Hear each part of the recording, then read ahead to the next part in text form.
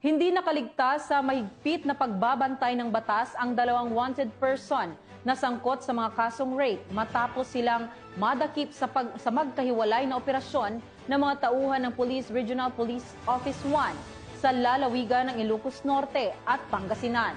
Yan ang tinutukan ni Police Corporal Mark Anthony Pico. Ang Regional Most Wanted Person sa San Nicolas, Ilocos Norte dahil sa kasong statutory rape at ang Municipal Most Wanted Person ng Pusurubio, Pangasinan dahil naman sa kasong rape sa magkaibang operasyon noong 13 ng Oktubre taong kasalukuyan.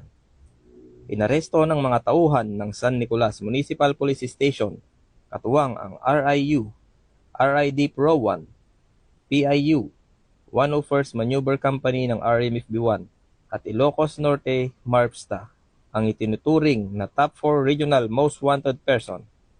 Ang 22 anyos na lalaki ay inaresto sa bisa ng warrant of arrest para sa kasong statutory rape na walang inirekomendang piyansa. Samantala, sa bayan ng Pusurubio, Pangasinan, inaresto ng mga tauhan ng Pusurubio Municipal Police Station ang isang 19 anyos na binata na itinuturing na top most wanted person ng nasabing bayan. Sa bisa ng warrant of arrest ay inaresto ang suspect dahil sa kasong rape na walang inirekomendang piyansa. Ang dalawang akusado ay kasalukuyang nasa kustudiya ng mga nasabing police station para sa kaukulang dokumentasyon at disposisyon bago iharap sa korte. Ayon kay Police Brigadier General Dindo R. Reyes, Regional Director ng PRO1, patuloy nating ipinapakita sa mamamayan ng Ilocos Region na walang liblib o malayong lugar para sa mga nagtatago sa batas.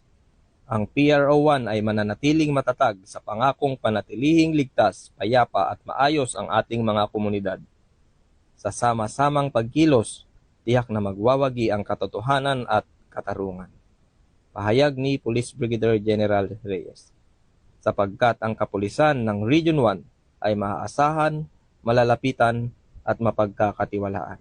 Mula dito sa Ilocos Region, ako ang inyong PNN correspondent, Police Corporal Mark Anthony Pico, alagad ng batas, tagataguyod ng Balitang Pulis.